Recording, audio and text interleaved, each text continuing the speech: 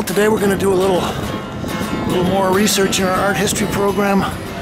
We're going to come in to see the show at the Front Room Gallery. And this is a show where they're celebrating 15 years here in the Williamsburg art scene. We've caught up with the proprietor here, Daniel Aycock. Congratulations on 15 years, right? Thanks, yeah, 15. Okay, well, let's go out and take a quick look at the show first. A lot of these are artists that you've been working with for several years. This is a guy I kind of like, a young artist, Phil Sims.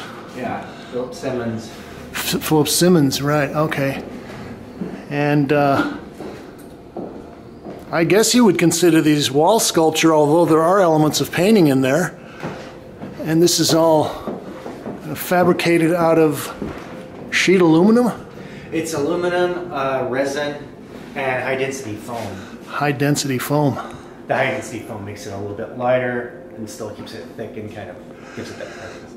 Here's one of our old buddies, Tom Broadbent's pieces. Why don't you talk a little bit about what your program involves? I know that you've kind of championed a lot of photography and conceptual work. Yeah, I mean, that's definitely what we started out with as a goal, and we've kind of worked into having more painters too. That's Mark Masiga you're looking at right now. Right, okay. Yeah, we try to show young, emerging, and mid-career artists. Who did this photograph? That's Stephen Mallon. Okay, Stephen Mallon, he's one of the better known, I would say, photographers here. He did a great piece on the bridge that they brought down the Hudson. Also, you've kind of become one of the stalwarts, the remaining stalwarts of the Williamsburg art scene here. This is one of our also good old buddies, David Kramer. Kind of his joke, the charm of his work is that he has no idea what he's doing. Oh, Larry, you're a marketing genius. Probably alluding to Larry Gagosian, maybe? I don't know. How about the punching bags? The punching bags are Monica Werher, who actually runs Open Source Gallery in Park Slope. Open Source. Oh yeah, sure. We've gone out there. And we'll just drift in and take kind of a quick sweep around the second gallery. Now, you've been in this space for 15 years, is that correct? Yeah, we started in September 1999. It's a Peter Fox painting.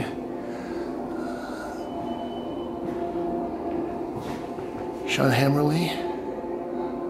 Now, I've covered shows by a lot of these people, and there is a certain amount of nostalgia.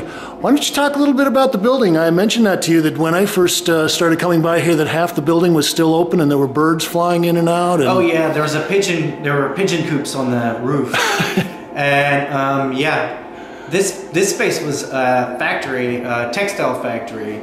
And yeah, actually at that point, and it was 97 when we moved in here, this space had been available for months because it was a really different area. I mean, there was a chicken processing plant across the street from us. And you moved here from Texas, is that correct? Well, not directly. I mean, I lived in Brooklyn for a while and Manhattan even before that. But yeah, I'm originally from Texas. I moved to New York in the early 90s. And what made you decide to pick the Williamsburg neighborhood as a place to settle down and start exhibiting art? Well, it just seemed like the obvious place. I mean, at that point, it was what they say, the largest art colony in the U.S. Maybe the world. Yeah, maybe the world. Who did this photograph? That's Ken Ragsdale. He's a new guy for us. We're having a show of his coming up in the spring.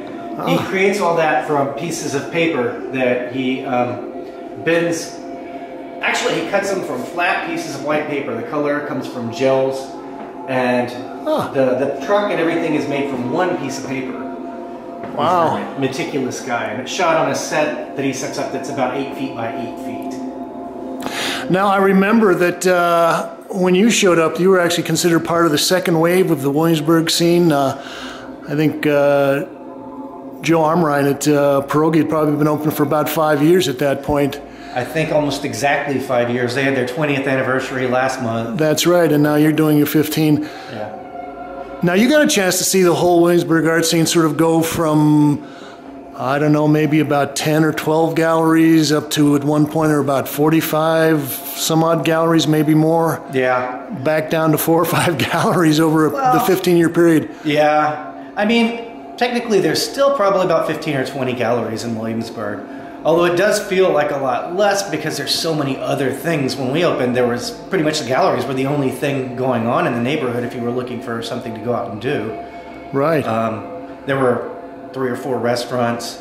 You know, I was just, we're talking about a little bit of the history. I remember when Ward Shelley did his great print of it's a timeline of the Williamsburg art scene. And I remember going around and talking to people about it. I came over and I showed it to you, and you looked at it, and there was a part of it, I think it was 1990 to 1994, that said the Golden Age. The Golden Age, right. I remember that. And you looked at me and you said, what the hell does that mean? That was way back then. I think right now is the Golden Age. Yeah, could be. Is it still the Golden Age? I think so. You know, and sorry, Ward. So everybody sort of has their own golden age within them. It doesn't necessarily depend on what everybody else is doing at the time. It's kind of when you're at your prime, when you're doing your enthusiastic and energetic best, and just enjoy the golden age whenever it comes, huh? Yeah. And I know that a lot of people are kind of upset by what happened with the Bloomberg administration kind of rezoning a lot of this area, and they've literally kind of replaced a lot of the original low-rise industrial building with high-rise luxury condos. I was actually looking at this piece during the opening. Tell me a little bit about this piece and the artist. This is Sasha Mellon. Sasha Mellon. Yeah, and she does these kind of intricate drawings that they all kind of tell a story. They represent different people in our lives, and pen and ink and color pencil, is that what they are? Or crayon? Exactly. Yeah, and Sasha Mellon is actually Stephen Mellon's wife. Ah. This is Mark Esper's piece. He's got his little Duchamp. Can we turn this on? It's actually the battery's had down. Technical difficulty earlier today. Okay, well, if I can sort of roll this, you get an idea of what happens. The little train. Yeah, the train drives the wheel. And that's a reference to the Marcel Duchamp's wheel on a stool piece. Yeah, it's curly maple. One of your painters that you've been showing for a long time here. This is Joanne Unger. And those are actually cast wax. These are encaustic, yeah.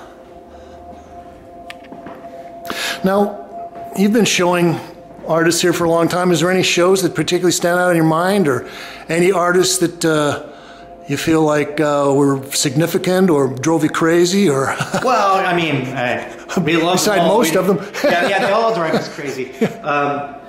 There are people that we've been showing from the very beginning, like Sean Hammerly, who you were just showed earlier. Yes, he was the photographer. In our second show we had. He's had 3 solo shows here and been in a lot of shows. Most of the people in this show have either had 1 or 2 solo shows here, or have been involved in a lot of group shows we had. This is Peter Fox, who I think came on board with you 2 or 3 years ago? Yeah. Yeah, Peter's been around. He's a pretty well-known artist. Yeah, he's one of the Williamsburg painters. Now, I've seen this piece before. Who is this by? This is Alan Packard.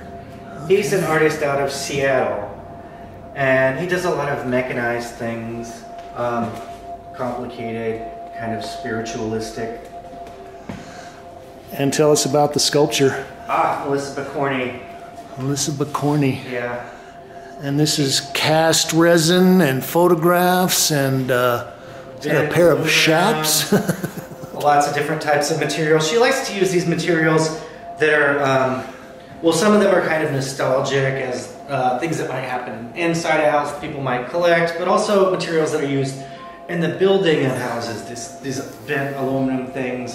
Sure. Different kinds of foams. So there's kind of a combination of the abject and the kitsch mixed together. Yeah. And she's got a nice shiny surface on a lot of these. Yeah, she's from San Francisco originally, and she had kind of involved in this funk school of sculpture.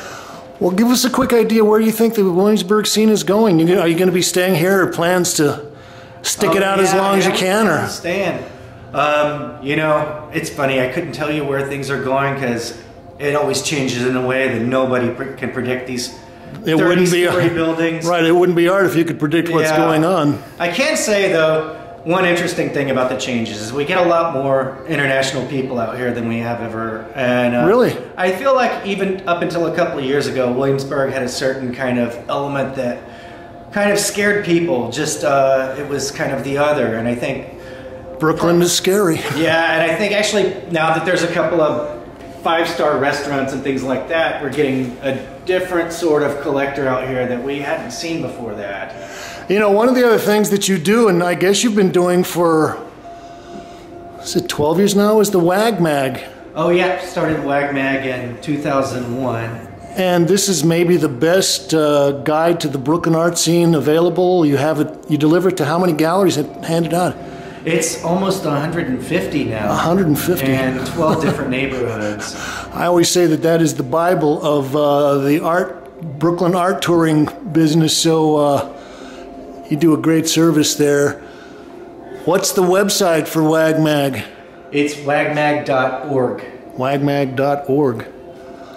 Okay, well, thanks, Daniel, for giving us a little tour around here. And how about this piece? Oh, that's Roger Stevens. It's driftwood and bent wire. Roger bends all these things by hand. They're so perfect. They almost seem like they were bent by a machine with machine or something. But some kind of model that he bends. And how about this photograph? That's Walker Pickering. That's inside. That's kind of the back area of a restaurant. And these are all these business cards that have been stacked up over right for years and years and years. I should take out my business card collection and stick it on a wall somewhere. Well, anyway, Daniel. All right. Well, 15 years. We'll come back in another 15 to check up on you. Okay. Thank you. All right. So here at Front Room, and as always, thank you, Kate. And you too, Kate. Thank you.